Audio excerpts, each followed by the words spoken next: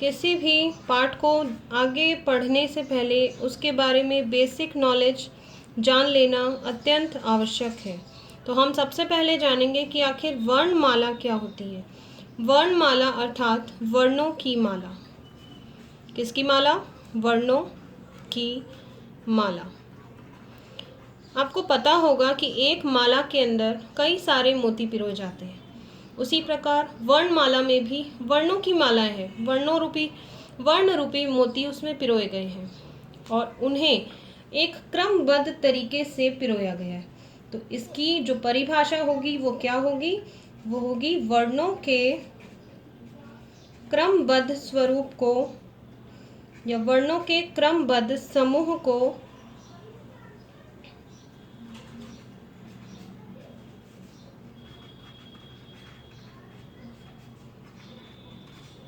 क्या कहते हैं? वर्णमाला कहते हैं। वर्णों के क्रमबद्ध समूह को वर्णमाला कहते हैं। वर्ण क्या होते हैं?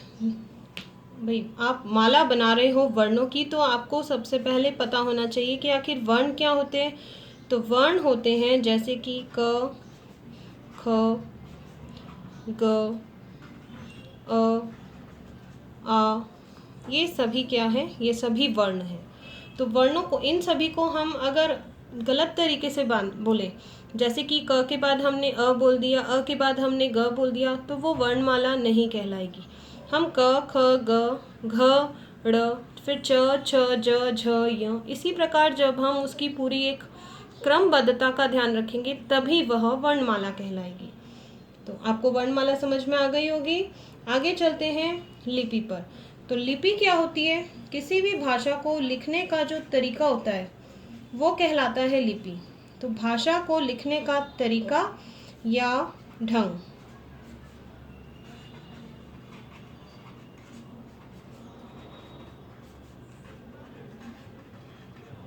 अगर हम भाषा को जिस रूप में हम लिखेंगे तो वो कहलाती है उसकी लिपि। जैसे हमारी हिंदी की जो लिपि है, आप लोग बता सकते हैं कि हिंदी की लिपि कौन सी है? देवनागरी है। संस्कृत की लिपि कौन सी है? सेम, संस्कृत की लिपि भी देवनागरी है। अंग्रेजी की लिपि कौन सी है? रोमन।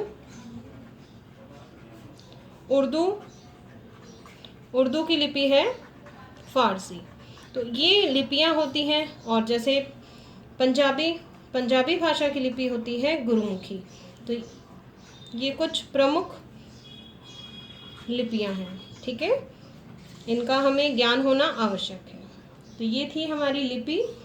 अब हम चलते हैं वर्णों के प्रकार। तो वर्णों के प्रकार, वर्ण होते हैं 3 प्रकार के। चलिए मैं आपको अच्छे से समझाती हूँ। वर्णों के प्रकार, वर्ण 3 प्रकार के होते हैं, जिसमें फर्स्ट होता है, सबसे पहले आते हैं स्वर, देन सेकंड नंबर पर आता है व्यंजन और थर्ड नंबर पर आते हैं अयोगवाह।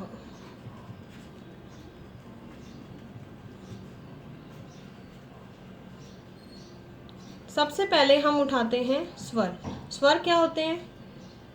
स्वर वे होते हैं जिनको स्वतंत्र रूप से उच्चारित किया जाता है। स्वर हमेशा स्वतंत्र होते हैं। स्वतंत्र मतलब इनको बोलने में किसी और की सहायता की आवश्यकता नहीं होती।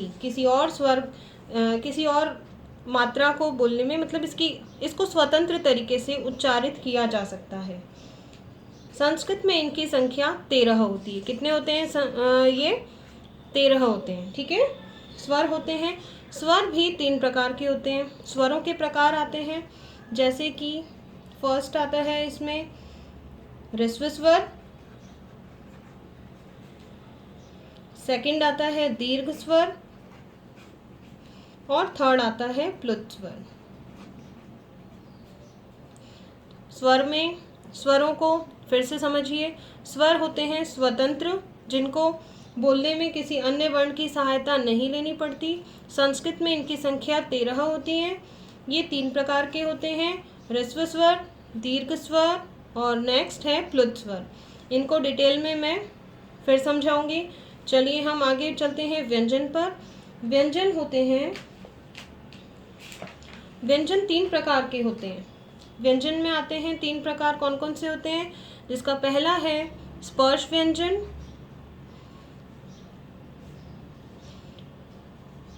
चलिए मैं इधर लिखती हूँ। पहला है स्पर्श व्यंजन, सेकंड नंबर पर इसमें आता है अंतस्थ व्यंजन और थर्ड नंबर पे आता है ऊष्म व्यंजन। इसको हम बहुत ही अच्छे तरीके से समझेंगे। तो पहला है इसमें स्पर्श व्यंजन, दूसरे नंबर पर है अंतस्थ व्यंजन और तीसरे नंबर पर है ऊष्म व्यंजन। व्यंजन होते हैं, व्यंजन को स्वतंत्र रूप से उच्चारित नहीं किया जा सकता। व्यंजनों को बोलने में किसी अन्य स्वर की सहायता लेना आवश्यक है।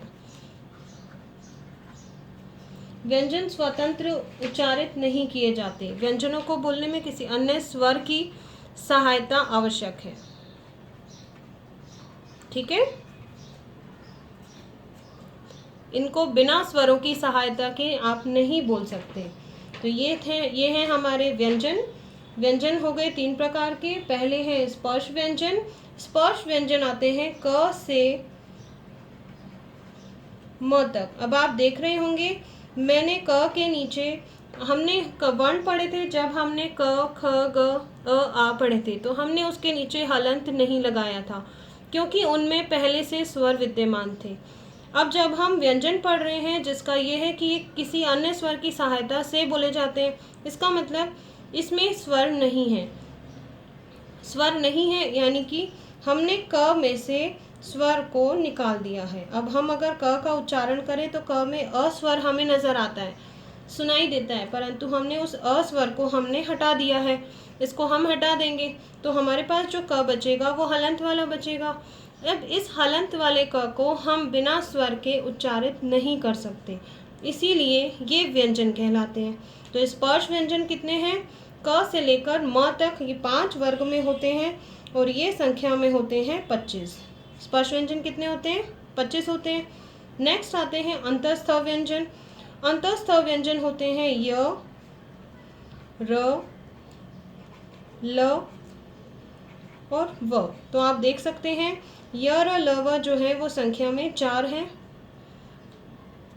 अंतस्थ व्यंजनों की संख्या 4 है। अब आते हैं ऊष्म व्यंजन। ये मैं आपको बहुत अच्छे तरीके से प्रैक्टिकल तरीके से समझाऊंगी। श, श, स, ह। तो ये जो 4 व्यंजन हैं ये हैं ऊष्म व्यंजन। तो यहाँ पर मैं अभी आपको एक स्पष्ट तरीके से बता दूं कि वर्णों के जो प्रकार हैं, हम एक बार फिर से रिवीजन में अगर आए तो वर्णों को 3 प्रकारों में बांटा गया है। पहला है स्वर, दूसरा है व्यंजन और तीसरा है अयोगवाह। हमने सबसे पहले पढ़ा स्वर। स्वर स्वतंत्र होते हैं जिनको बोलने में किसी अन्य वर्ण की सहायता नहीं लेनी पड़ती। ये संख्या में 13 होते हैं। ये 3 प्रकार के होते हैं, ह्रस्व स्वर, दीर्घ स्वर, प्लुत स्वर। ह्रस्व स्वर, ह्रस्व स्वर का मतलब होता है जिसको बोलने में कम समय लगता है, जैसे कि छोटे छोटे मात्राओं वाले। छोटी मात्राओं वाले यानी कि छोटी मात्राएं किस में लगती हैं? अ के बाद में आता है छोटी ई, फिर आता है छोटा ऊ, ठीक है, फिर आता है ओ। तो ये जो है अ ई उ री, ओ नहीं, ओ आपके उसमें आएगा अ ई उ री। तो ये जो 4 स्वर हैं ये किस में आएंगे? ये आएंगे ह्रस्व स्वर में, अ ई उ री। और संस्कृत में है तो हिंदी में 4 ही होंगे, संस्कृत में हम ह्रस्व स्वर पढ़ रहे हैं तो संस्कृत में एक और बढ़ जाएगा री। इसका मैं आपको अगले पार्ट में आपको मैं इसका पूरा तरीके से बताऊंगी कि ह्रस्व स्वर कौन से होते हैं। फिर आते हैं दीर्घ स्वर। दीर्घ स्वर वो होते हैं जिनको बोलने में ह्रस्व स्वर से दुगुना समय लगता है, यानी कि डबल टाइम जिसको लगता है वो दीर्घ कहलाते हैं। अगर आप नाम पे ध्यान दें तो नाम से ही पता चल रहा है, ह्रस्व का मतलब है छोटा यानी कि कम समय, दीर्घ यानी बड़ा यानी कि उसमें ज़्यादा समय लग रहा है। तो यहाँ ही हमें पता चल रहा है कि इसमें हमें डबल समय लग रहा है, डबल टाइम लग रहा है। तो यहाँ पर जो स्वर आएंगे वो होंगे आ के बाद आएगा बड़ी ई, देन बड़ा ऊ, और फिर बड़ी री। संस्कृत में बड़ी री का प्रयोग भी होता है, जैसे कि मातृ, पित्राज्ञा, इन शब्दों में बड़ी री का प्रयोग किया जाता है। तो वो जब आपके आएगा हम आपको धीरे धीरे और भी बता देंगे। चलिए हम नेक्स्ट पर चलते हैं। नेक्स्ट है प्लुत स्वर। प्लुत स्वर का मतलब है जिसमें ह्रस्व स्वर और दीर्घ स्वर से भी ज़्यादा टाइम लगता हो, यानी कि तिगुना समय। दीर्घ स्वर में दुगुना समय लगा था, प्लुत स्वर में तिगुना यानी कि 3 गुना समय किस में लगेगा? प्लुत स्वर में। जैसे कि हमने अगर एक उदाहरण दिया, हमने अगर कहा ओम, तो जो ओम शब्द हमने बोला है उसमें औग्रह चिन्ह लगा है। औग्रह चिन्ह जो लगा है यानी कि जहाँ बीच में हमें एस का निशान दिखाई देता है वो कहलाता है, ये ऐसे इस तरीके से लिखा जाता है। आपने इसको नोटिस किया होगा, ये इस तरीके से लिखा जाएगा। इसके ऊपर शिरोरेखा नहीं आती, हमेशा ध्यान देना।